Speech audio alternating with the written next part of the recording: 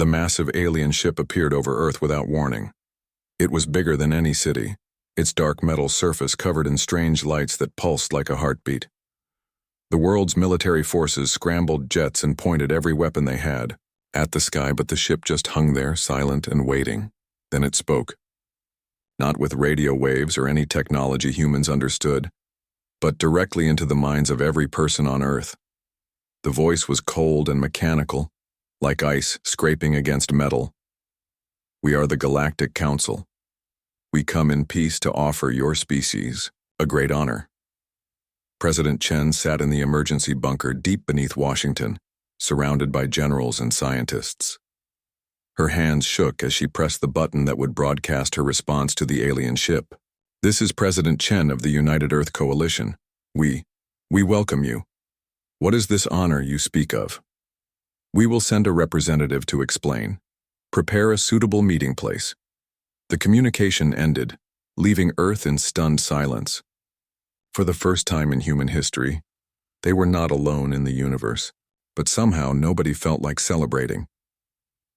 3 days later, the alien shuttle landed on the lawn of the United Nations building in New York. The craft was small but elegant, shaped like a teardrop made of silver liquid. When it opened, something that barely looked alive stepped out. Ambassador Vexathala was tall and thin, with gray skin that looked like old leather. Its eyes were too large for its head, completely black with no white parts at all. When it moved, it seemed to float rather than walk. Behind it came 2 guards that looked like walking tanks made of blue crystal. The meeting room was packed with every important leader on Earth. Presidents, prime ministers, generals, and scientists all sat around a massive table, trying not to stare at the alien sitting at the head. Vexathala spoke without moving its mouth. The words just appeared in everyone's minds, cold and clear. Your species has reached the point where it can travel between stars. This means you are ready to join the galactic community. We, the Galactic Council, control all space travel and trade in this part of the galaxy. We maintain peace and order among 847 different species. Secretary General Martinez leaned forward. She was a small woman with kind eyes, but her voice was steady and strong. That sounds wonderful. What do we need to do to join? The alien's black eyes turned toward her. Something that might have been a smile crossed its face, though it looked more like a crack in old wood. The process is simple. All new species must pay a civilization tax to help maintain galactic peace. For humans, this will be 60% of all resources your planet produces each year. Food, metals, energy, everything. Shocked whispers filled the room. 60% of everything Earth made? That would mean starvation and collapse for billions of people. But Vexathala wasn't finished. Second, your species is too aggressive. This is common among young races. We will provide genetic treatments to make humans more peaceful and suitable for galactic society. Don't worry. You will still be human, just better. President Chen's face had gone pale. Genetic treatments? You want to change our DNA? For the good of all, the alien replied, as if talking about the weather. And finally, Earth is too crowded. We have prepared suitable labor worlds where 80% of your population can be relocated. They will have good jobs helping build things the galaxy needs. The room fell completely silent. Every human leader sat frozen, trying to understand what they had just heard. They weren't being invited to join the galactic community. They were being enslaved. General Harrison, the head of Earth's military forces, was the first to find his voice. And if we refuse? This time, Vexathala's smile was definitely real, and it was terrifying. No species has ever been so foolish. You have seen our ship. It is one of thousands. Your weapons are like stones thrown at the stars. Refusal means the end of human civilization. The alien stood up, its crystal guards moving to flank it. But this will not be necessary. Every species we have contacted has seen the wisdom of our offer. The Vrex fought us for 3 days before surrendering. The Keth held out for a full week. Both are now productive members of galactic society. How long do we have to decide? Martinez asked. 30 of your days. This is very generous. We usually give new species only 1 week, but humans show promise and we prefer willing cooperation to forced compliance. As the aliens prepared to leave, President Chen stood up. Her voice was carefully controlled, showing none of the anger burning in her eyes. Ambassador Vexithala, we thank you for this generous offer. We will need time to discuss this with our people and make the right decision for humanity's future. Of course, the alien replied. We understand that primitive species need time to process such concepts. We will return in 30 days for your answer. The shuttle lifted off silently, disappearing into the sky like a silver ghost. The alien mothership remained, a dark shadow hanging over Earth like a sword about to fall. As soon as the aliens were gone, the room erupted in angry voices. Some leaders wanted to fight immediately. Others said resistance was hopeless. A few suggested that maybe the aliens were right, that humanity needed to be guided by wiser beings. Martinez slammed her hand on the table, bringing silence. Listen to me, all of you. They want 60% of our resources, which means billions of people will starve.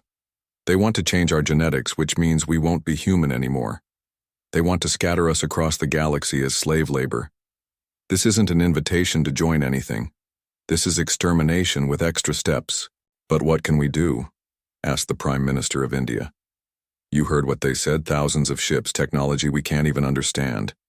General Harrison smiled grimly. They made one big mistake. They gave us 30 days. 30 days to do what? Chen asked.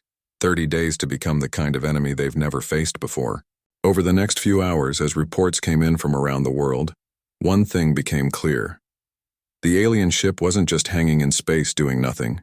It was scanning everything. Military bases, factories, population centers, resource deposits.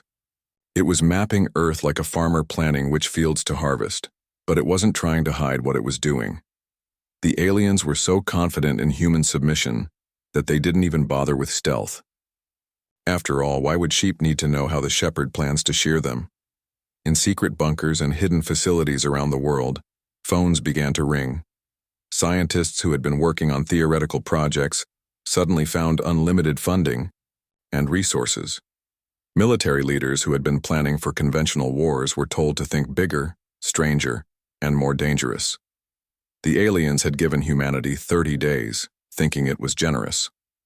They had no idea they had just given the most dangerous species in the galaxy a month to prepare for war.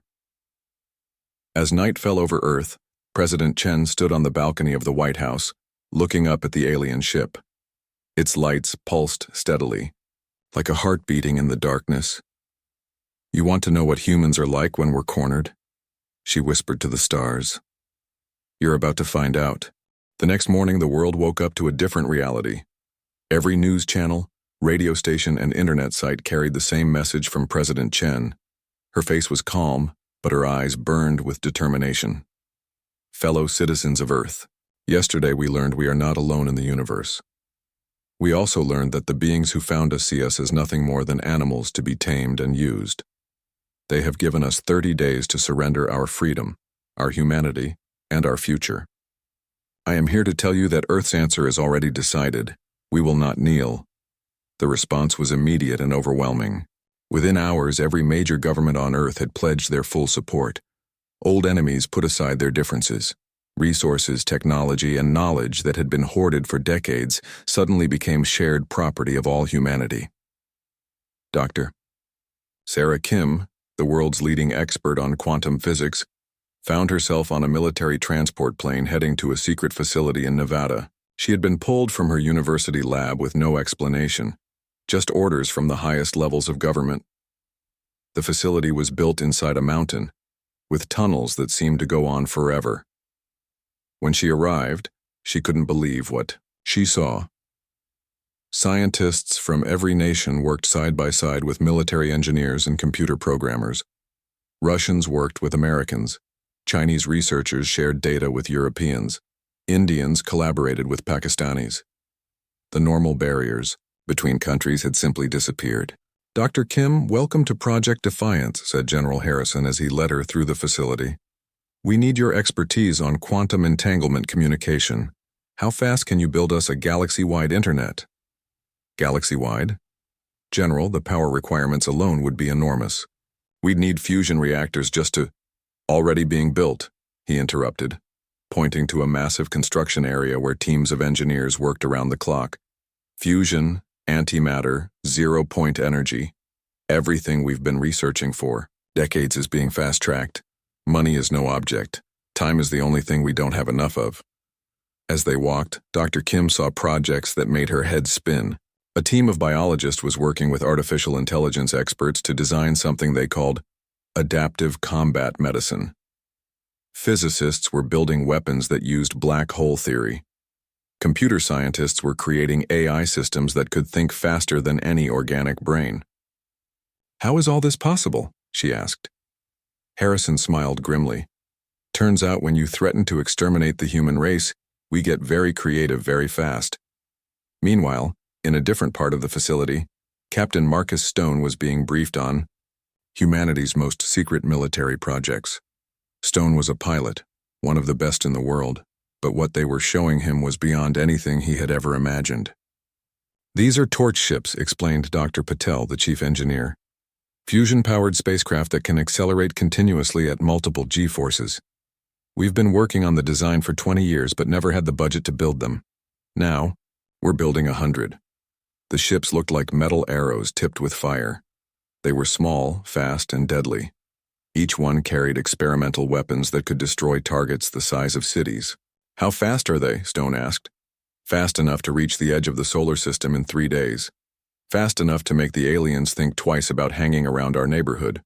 But the real surprise came when Stone was shown the pilot seats. They weren't designed for humans. They were designed for human consciousness downloaded into quantum computers. "We can't build ships that accelerate fast enough and still keep biological pilots alive," Dr. Patel explained. "So we're not using biological pilots. Your mind, your skills, your experience, all uploaded into a computer system that can think 1,000 times faster than your organic brain." Stone stared at the gleaming pilot interface. "You want to turn me into a computer? We want to turn you into the fastest, deadliest pilot who ever lived. And don't worry, it's completely reversible. Once the crisis is over, you get your biological body back." While the military prepared for war, Earth's greatest minds worked on a different kind of weapon: information. The alien ship hanging over Earth was constantly scanning and communicating, sending data back to the Galactic Council through some kind of faster-than-light transmission. What the aliens didn't know was that humans had been listening.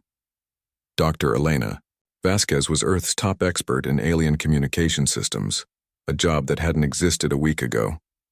She worked with a team of linguists, mathematicians, and computer programmers to decode the alien transmissions. "It's like they're not even trying to hide their communications," she told her team. "The encryption is thousands of years old. My laptop could crack this." "Maybe that's because no one has ever tried to spy on them before," suggested Dr. Chen, a specialist in military intelligence. "If you've been the top predator for 1,000,000 years, you don't worry about mice learning your secrets." "Well, these mice are about to become very well informed," Elena replied as her computers finished decoding another batch of alien data. What they found was shocking. The Galactic Council had used the same trick on 847 different species. They would arrive, make their demands, and wait for surrender. It had worked every single time. No species had ever said no. More importantly, they learned about the Council's military structure. The aliens had thousands of ships, but they were spread across the entire galaxy. They had never needed to concentrate their forces because no one had ever fought back. "Look at this," Dr. Chen said, pointing to a tactical display. "They're planning to send what they call an enforcement fleet if we refuse. But it's only 10,000 ships." "Only 10,000. Elena laughed bitterly. "That could destroy our entire planet 10 times over." "Maybe," Chen replied, "but it's not their entire military. It's just what they think they need to crush one primitive planet. They're not taking us seriously." "That could be our advantage." The information about other enslaved species was even more valuable. For the first time, humanity learned they weren't alone in suffering under Council rule. Hundreds of species had been conquered and broken, forced to work as slaves for the Galactic Empire. But some of those species had never completely given up hope. Hidden resistance movements existed on dozens, of worlds. They had been waiting centuries for anyone, to make the first move against the Council. If we can get word to them, Elena realized, if we can show them that someone is finally fighting back, then we won't be facing the Council alone, Dr. Chen finished. As the days passed, Earth transformed. Factories that had made cars and computers now produced weapons and spacecraft. Universities became research centers for exotic physics and alien technology. Even children contributed, with schools collecting scrap metal and electronics for the war effort. The aliens, watching from their ship above, saw none of this preparation. Their scanners were designed to detect conventional military buildup, tanks, jets, missiles. They couldn't understand the true nature of human creativity and determination. By day 15, Earth had built its first working faster-than-light communication system. By day 20, the first torch ships were ready for testing. By day 25, human hackers had completely penetrated the Council's information networks. On day 28, Dr. Vasquez made a discovery that changed everything. While digging through Council databases, she found something that made her blood run cold. The Council isn't just enslaving species, she told the emergency meeting of world leaders. They're harvesting them. Over the past 1,000,000 years, they've made 3,000 species extinct, not through war or accident, deliberately. When a species stops being useful, when their homeworld's resources are depleted, the Council simply eliminates them and moves on to the next one. The room fell silent. Every human leader understood what this meant. They weren't just fighting for their freedom. They were fighting for their survival as a species. How long do species usually last under Council rule? President Chen asked, though she was afraid of the answer. Based on the data, most species are extinct within 500 years of first contact. The longest any species has survived is 2,000 years. General Harrison stood up slowly. Then we're not just fighting for ourselves. We're fighting for every species the Council has enslaved, and for all the species they plan to enslave in the future. If we lose, Chen said quietly, humanity disappears, forever. Then we don't lose, Martinez replied firmly. Whatever it takes, however impossible it seems, we don't lose. On day 29, Ambassador Vexithala sent a message to Earth. We will arrive tomorrow for your answer. We trust you have made the wise choice. That night, President Chen stood, again on the White House balcony looking up at the alien ship. But this time she wasn't afraid. Earth was ready. On the 30th day, Ambassador Vexithala returned to Earth with complete confidence. The alien shuttle landed at the same spot on the UN lawn, and the ambassador emerged with the same floating walk and cold smile. This time, however, it brought no guards. After all, what could primitive humans do to a representative of the mighty Galactic Council? The meeting room looked exactly the same as 30 days before, with world leaders sitting around the massive table. But something was different. In the air, the humans sat straighter, their eyes sharper, their faces calmer. They looked like people who had made a decision and were at peace with it. Secretary General Martinez stood as the alien entered. Her voice was warm and welcoming. Ambassador Vexithala, welcome back to Earth. Please take your seat. We have prepared our response to your generous offer. The alien settled into its chair, black eyes scanning the room with amusement. These primitives still didn't understand the reality of their situation. In a few minutes, they would sign their surrender documents and Earth would become another productive world in the Council's empire. We are pleased that you have used your time wisely, Vexithala said, its mental voice dripping with condescension. The Council appreciates species that can recognize superior wisdom. What is your decision? Martinez smiled back, and somehow her smile was even colder than the aliens. We have indeed used our time wisely, Ambassador. We have learned a great deal about the Galactic Council in the past 30 days, about your methods, your history, and your weaknesses. For the first time, something that might have been uncertainty flickered in the aliens' black eyes. We have also learned about the 3,000 species you have exterminated over the past 1,000,000 years, Martinez continued, her voice never changing from its pleasant tone. The Yith, who built beautiful crystal cities before you turned their world into a mining operation. The Corvani, whose art and music enriched the galaxy before you decided they were no longer useful. The Draenei, who developed clean energy technology that could have benefited everyone, before you wiped them out for asking too many questions about council policies. The aliens' confidence was cracking. How could these primitives know about extinct species from thousands of years ago? That information was classified at the highest levels of council security. Your research is impressive, Vexithala said slowly, but irrelevant. The past cannot be changed. Only the future matters.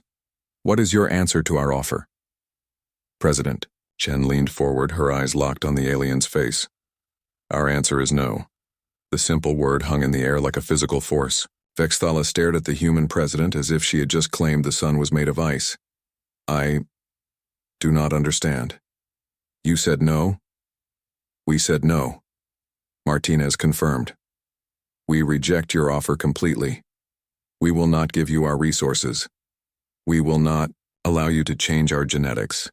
We will not scatter our people across the galaxy as slave labor. Humanity chooses to remain free. The alien's composure finally broke. It stood up so quickly that its chair fell backwards. You cannot refuse. No species has ever refused. Do you have any idea what you're doing? We have 10,000 ships. We can turn your planet into glass. We can exterminate every human being in the galaxy. Actually, Martinez said calmly, you have 9,147 ships. We destroyed 153 of them yesterday. The alien's mouth opened and closed like a fish drowning in air. Impossible. You have no space-capable military. Your scans showed what we wanted them to show. General Harrison interrupted. While you were watching our old military bases and obsolete weapons, we were building something entirely new. Something you never thought to look for because no primitive species had ever tried it before. President Chen pressed a button on the table, and the room's main screen lit up with an image that made the alien stumble backwards. It showed space near Proxima Centauri, where a council supply convoy had been traveling between star systems. Or rather, where it had been traveling. Now there was only wreckage and debris. This happened 6 hours ago, Chen explained. A council convoy carrying weapons and supplies to 3 different enslaved worlds. Our ships intercepted it and gave the crew a choice: surrender or be destroyed. They chose surrender. The crews are unharmed, but their ships and cargo now belong to the resistance movement on those worlds. But you have no faster-than-light travel, Vexthala protested. We do now, Martinez replied. Along with faster-than-light communication, quantum-entangled navigation systems, and AI-controlled weapon platforms that can think at light speed. Amazing what humans can accomplish when properly motivated. The alien was struggling to process what it was hearing. In 30 days, these primitives had somehow developed technology that should have taken centuries to perfect. It was impossible, but the evidence was right there on the screen. How? It whispered. Because you made the same mistake every bully makes, Chen said. You assumed that being strong meant being smart. You've been using the same tactics for 1,000,000 years because they always worked. You never had to innovate, never had to improve, never had to think creatively. You just had to be bigger and stronger than everyone else. But humans don't work that way, Harrison added. When you corner us, we don't just roll over and die. We get angry. We get creative. We find ways to hit back that you never see coming. Martinez stood and walked to the window, looking up at the council mothership hanging in the sky above New York. For example, did you know that your ship has been completely isolated from the council network for the past week? Every message you've sent, every data packet you've transmitted, we've been intercepting and replacing them. As far as the council knows, Earth surrendered 5 days ago and everything is proceeding normally. The alien's face went pale gray. You have been jamming council communications? Not jamming. Redirecting. Your ship is now part of our network, not yours. Every system on that vessel is under human control. Your crew doesn't know it yet, but they've been our prisoners for days. Vexithala looked around the room with growing panic. Every human face stared back with the same calm confidence. These weren't the desperate primitives it had expected to crush. These were predators who had been pretending to be prey. But even if this is true, the alien said desperately, you cannot fight the entire council. We have millions of ships across the galaxy. Had, Martinez corrected. Past tense. While we've been talking, something interesting has been happening. On 847 different worlds. It seems that news of humanity's refusal to surrender has been spreading through the resistance networks. Amazing how fast information can travel when you have quantum-entangled communication systems. The screen changed to show a dozen different star systems. On each one, explosions bloomed like flowers as orbital weapons platforms and council ships were destroyed by coordinated attacks from the surface. The Virex Collective has declared independence and destroyed every council installation in their system, Chen reported. The Keth have taken control of their orbital shipyards and are building weapons instead of consumer goods. The silicon-based architects have activated weapon systems they've been secretly building for 3,000 years, just waiting for someone to fire the first shot. In the past 12 hours, Harrison continued, 327 different species have openly rebelled against council rule. They're not just fighting for their own freedom. They're coordinating their attacks, sharing intelligence, and supporting each other. For the first time in a million years, the council is facing organized resistance across the entire galaxy.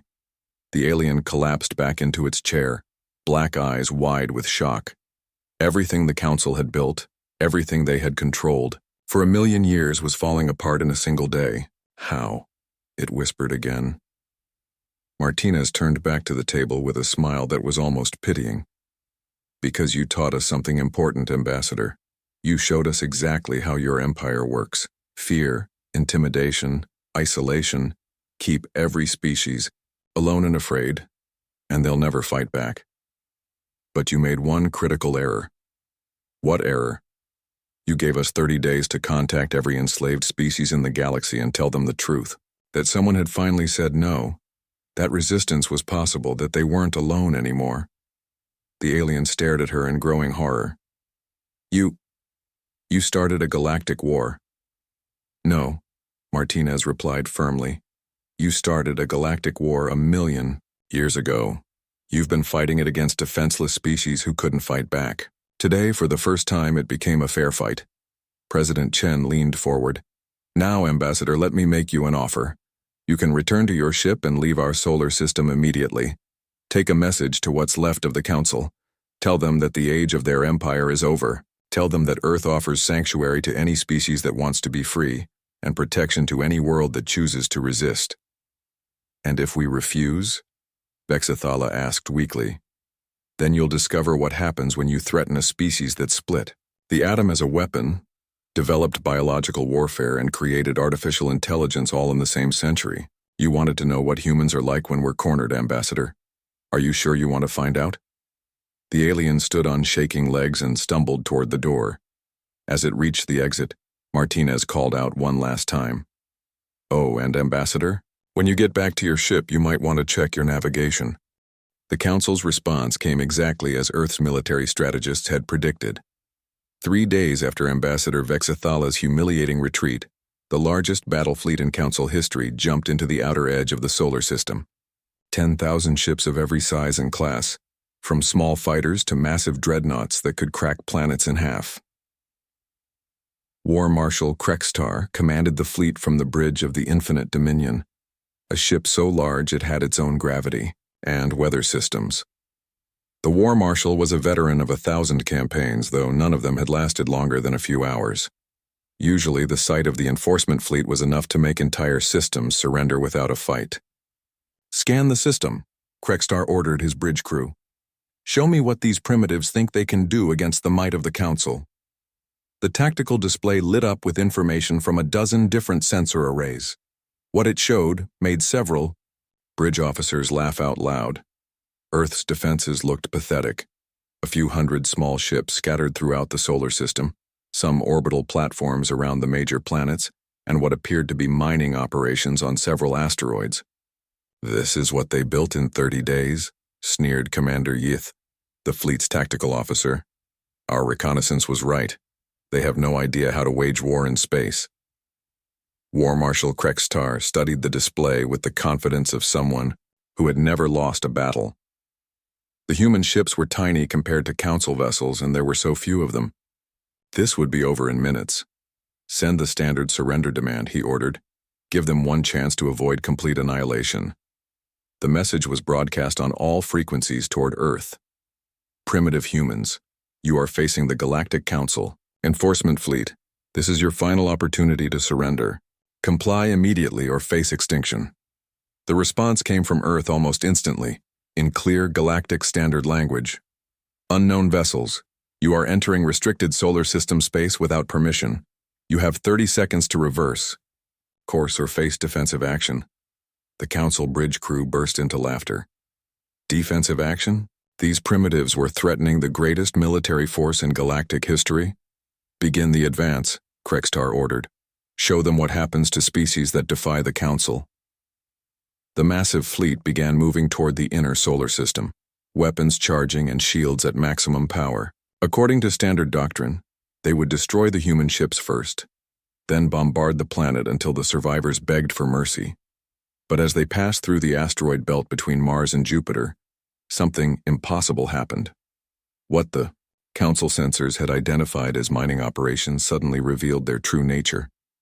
The asteroids exploded outward, but instead of rock and ice, they released millions of objects that looked like metallic seeds. Each one was no bigger than a human fist, but they moved with purpose and intelligence.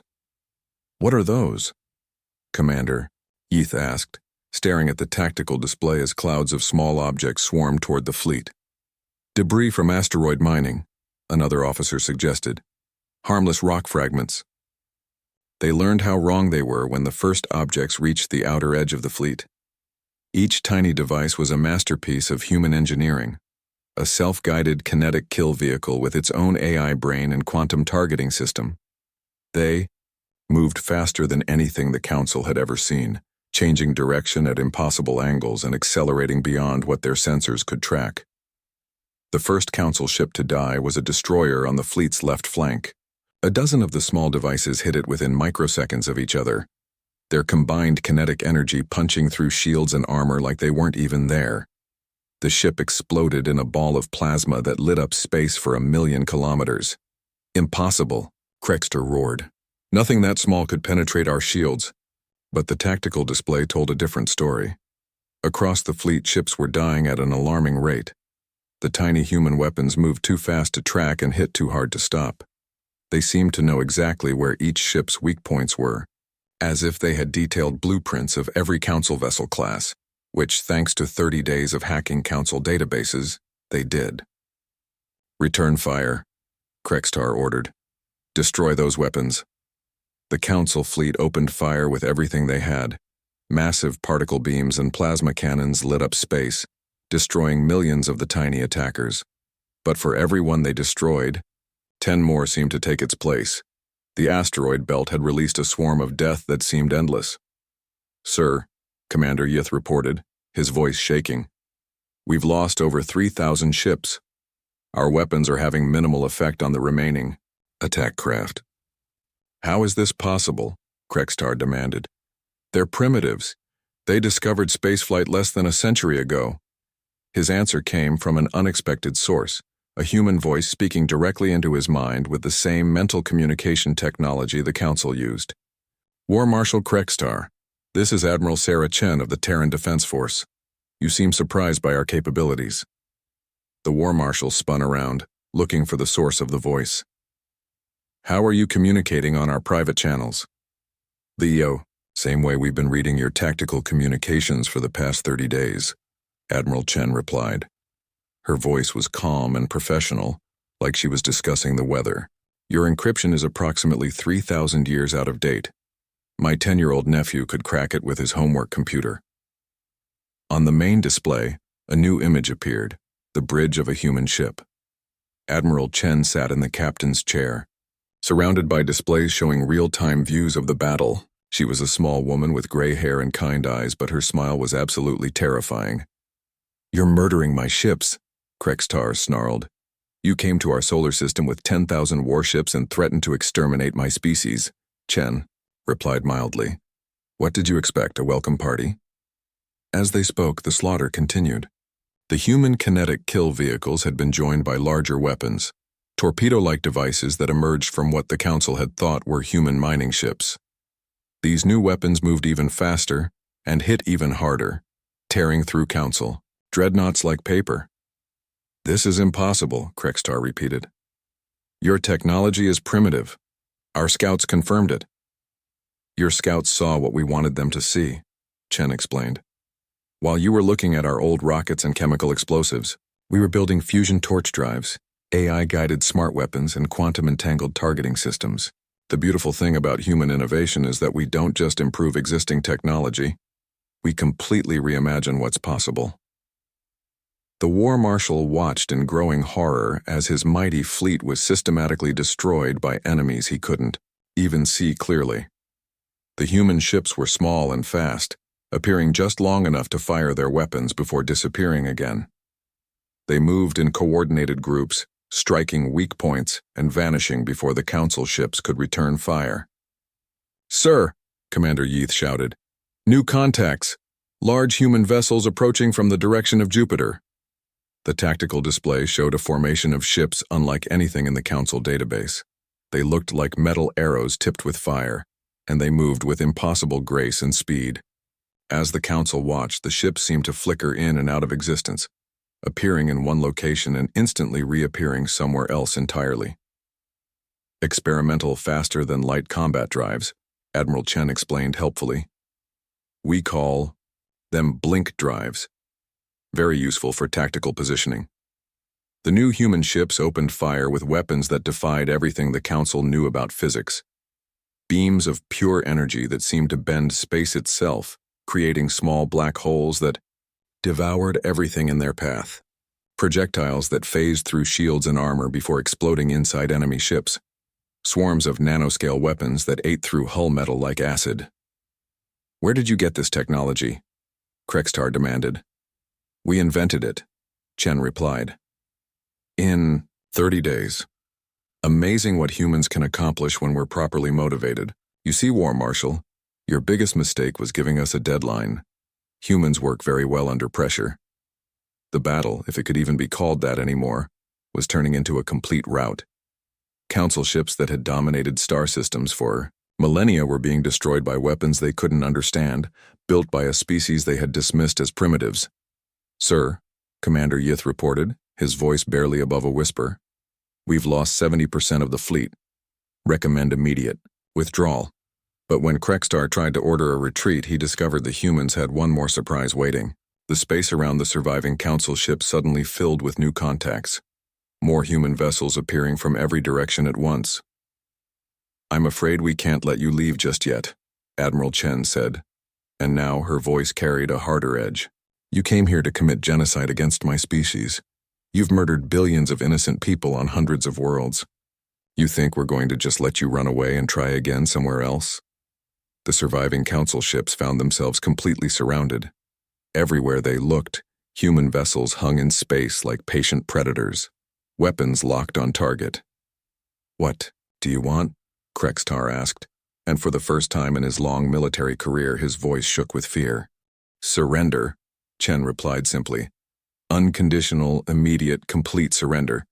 Your ships, your weapons, your crew, everything. In exchange, we'll spare your lives and send you home with 6 months after the Battle of Sol.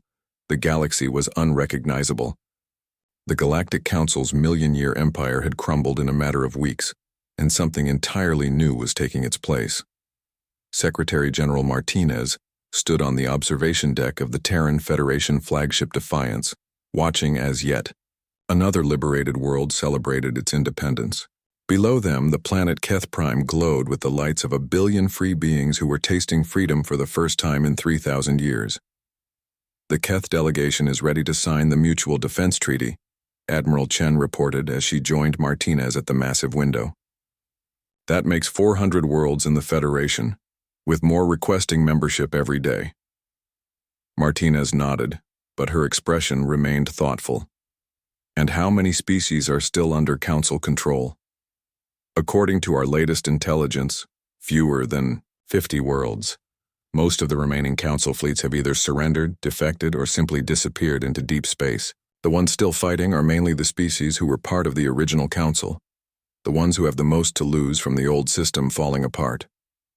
Any word from the hegemony? Martinez asked. The hegemony was Ambassador Vexithala's species, and they had been notably silent since their representative's humiliating retreat from Earth. Actually, yes, Chen replied with a slight smile. They sent a diplomatic message yesterday. They want to negotiate. Martinez raised an eyebrow. Negotiate what? Their surrender. Their membership in the Terran Federation. The irony wasn't lost on either woman. The species that had tried to enslave humanity 6 months ago was now begging to join the alliance that Earth had created. Their conversation was interrupted by a soft chime indicating an incoming priority message. The holographic display materialized in front of them, showing the face of Dr. Elena Vasquez, who was now head of the Federation's Xenological Research Division. Secretary General Admiral, Elena said excitedly, you need to see this. We've just received a message from the Vrex Collective. They've found something incredible in the old council archives. What kind of something? Martinez asked. Evidence that the council has been doing this for longer than we thought. Much longer. We're not talking about 1 million years of oppression. We're talking about 10 million years. And the number of extinct species isn't 3,000. It's over 50,000, the number hit both women like a physical blow. 50,000 species erased from existence by the Council's systematic program of exploitation and extermination. There's more, Elena continued. The archives contain detailed records of every species. The Council destroyed their cultures, their technologies, their art, their philosophies, everything the Council wanted to preserve before wiping out the creators. It's the largest collection of xenological knowledge in galactic history. And now it belongs to the Federation, Chen said quietly. We can learn from these lost civilizations, maybe even find ways to honor their memory. Martinez turned back to the window, looking out at the celebrations on Keth Prime. Each light down there represented a being that was alive and free because humanity had refused to kneel. But beyond this one world were thousands of others, all building something that had never existed before in the galaxy's history, a true alliance of equals. Any problems with the integration process? She asked. Fewer than expected, Chen replied. Most species are adapting well to the Federation's democratic structure. The biggest challenge is actually technological. Some of our new members are so far advanced that they're having trouble slowing down their development to help the less advanced species catch up. This was a problem Martinez had never imagined having. Instead of a galaxy ruled by a few powerful species dominating everyone else, they now had advanced civilizations voluntarily limiting their own progress to help their neighbors. The architects have been particularly helpful, Chen continued.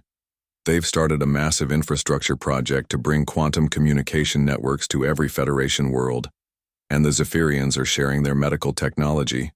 Apparently, they've had cures for most diseases for thousands of years, but the Council never let them distribute the treatments. What about the humans? Martinez asked. How are we handling our new role as, what are they calling us now? The catalyst species, Chen said with amusement. Though some of the younger races have started calling us the breakers, the species that broke the chains. Martinez smiled at that. It was better than some of the names humans had been called throughout their history.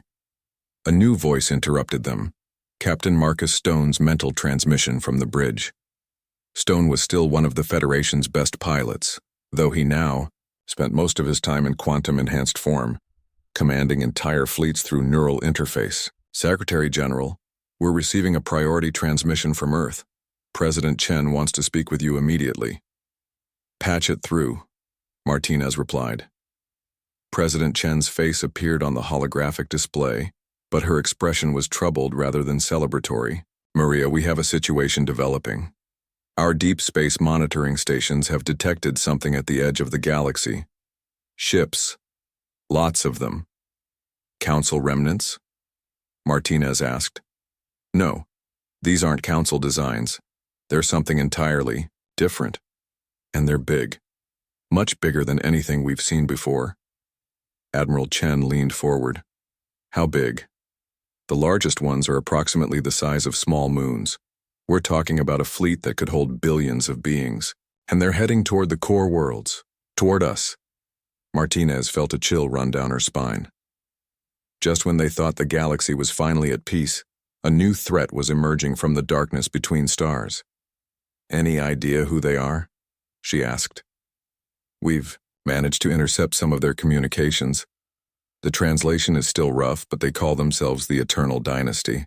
According to the fragments we've decoded, they've been watching our conflict with the Council from outside the galaxy. They're not happy about how things turned out. Why? Chen asked. President Chen's expression grew even grimmer. Because, apparently, the Galactic Council wasn't an independent empire. They were vassals. The Eternal Dynasty has been using the Council to manage this galaxy for them while they conquered others. Now that we've destroyed their local government, they're coming to deal with the problem personally. The celebration lights of Keth Prime suddenly seemed dimmer to Martinez. After everything they'd been through, after all the species they'd liberated, and the peace they'd built, now they faced an even greater threat. How long do we have? She asked. Based on their current speed, approximately 18 months before they reach the outer Federation worlds. Martinez looked out at the galaxy they'd worked so hard to free. Hundreds of species that had never known freedom were now building lives, families, and futures in a universe where they controlled their own destiny. The thought of losing all of that to an even more powerful enemy was unbearable. But then she remembered something Admiral Chen had said during the Battle of Seoul. Amazing what humans can accomplish when we're properly motivated. 18 months. It wasn't much time, but it was more than the 30 days they'd had to prepare for the Council. And this time, they wouldn't be facing the threat alone. They had 400 worlds, dozens of species, and technologies that spanned millions of years of development. Admiral, Martinez said, turning to Chen with a smile that was becoming familiar to enemies of freedom across the galaxy. I think it's time to call a Federation Council meeting. We need to start preparing for visitors. What kind of preparations? Chen asked, though her own smile suggested she already knew the answer. The kind humans specialize in, Martinez replied. The Eternal Dynasty is about to learn the same lesson the Galactic Council learned, that there are some species in this universe you just don't threaten. As the Defiance turned away from Keth Prime and began its journey back to Earth, Martinez took one last look at the free galaxy they'd built. It was beautiful, and it was worth fighting for. The Eternal Dynasty wanted to reclaim their lost vassal state. Let them come. They would discover that the galaxy now belonged to its people, and that the people had some very creative ideas about how to welcome uninvited guests. After all, humanity had spent 6 months learning from 400 different species about warfare, technology, and strategy. The species that had defeated the Galactic Council in 3 hours was about to become something even more dangerous. A species with friends. In the distance, stars twinkled like the eyes of sleeping giants, each one warming worlds where free beings were building the future they chose for themselves. And somewhere out there, beyond the edge of everything familiar, an ancient enemy was coming to take it all away. Martinez's smile grew wider. This was going to be fun. A message for what's left